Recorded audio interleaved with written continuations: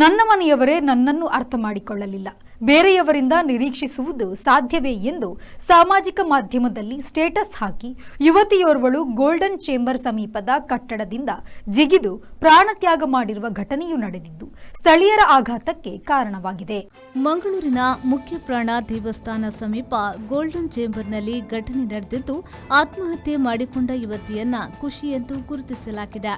ಸ್ಥಳಕ್ಕೆ ಬಂದರ್ ಪೊಲೀಸರು ಭೇಟಿ ಕೊಟ್ಟು ಪರಿಶೀಲನೆ ನಡೆಸಿದ್ದಾರೆ. ಪ್ರಾಥಮಿಕ ತನಿಖೆಯ ಪ್ರಕಾರ ಯುವತಿಯು ಮಾನಸಿಕ ಒತ್ತಡದಲ್ಲಿದ್ದು ಕುಟುಂಬದಿಂದ ಬೇಕಾದ ಪ್ರೀತಿ, ಬೆಂಬಲ ಮತ್ತು ಆತ್ಮೀಯ ಸಂವಹನದ ಕೊರತೆಯಿಂದ ಈ ನಿರ್ಧಾರಕ್ಕೆ ಬಂದಿದ್ದಾಳೆ ಎಂಬ ಶಂಕೆ ವ್ಯಕ್ತವಾಗಿದೆ.